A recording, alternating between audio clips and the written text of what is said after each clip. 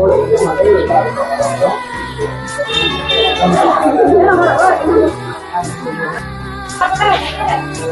Hi guys, আজি আমি আহিলো কোন জায়গাত আহিলো ক'ব কাৰণে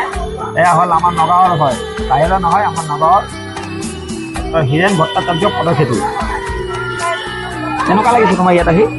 এই জায়গাটো মানে ইমান ধুনীয়া মই ক'বলৈ পাৰা নাই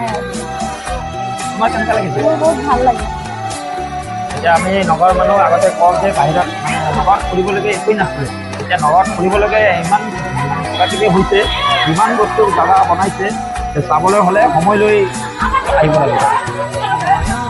কেনেকুৱা লাগিছে তোমাৰ ইয়াত আহি ভাল লাগিছে তোমাৰ ঘৰ মোৰ ঘৰ চকৰিগাঁও নৈ চকৰিগাঁও ইয়াত আহি ভাল লাগিছে ন বহুত আহিছে তোমালোকে ক'ৰ পৰা আহিছা আচ্ছা ৰ'বা ভিডিঅ' এটা কৰি আছোঁ ৰ'বা ৰেডি কৰি দিবা আপুনি ঘৰ কোন জেগা নগাঁও আচ্ছা ইয়াত কেনেকুৱা লাগিছে ভালে লাগিছে আগতে আহিছিলে ইয়াত নাই এবাৰ ফাৰ্ষ্ট আহিছিল ধুনীয়া বহুত ধুনীয়া বনাইছে হয় হয়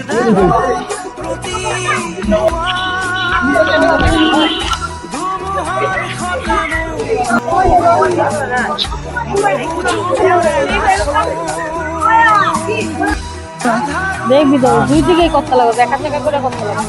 এয়া হ'ল আমাৰ নগৰ হয় এইখন আমাৰ নগৰ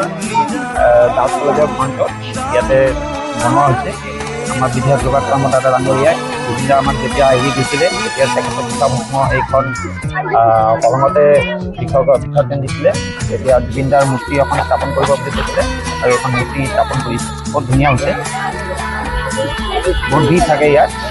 কিন্তু আজি বতৰটো যিহেতু ডাৱৰীয়া সেইকাৰণে অলপ মানুহ কম হৈছে দেওবাৰ হ'লে পুৰা ভিৰ হয় তুমি মধ্যে মধ্যে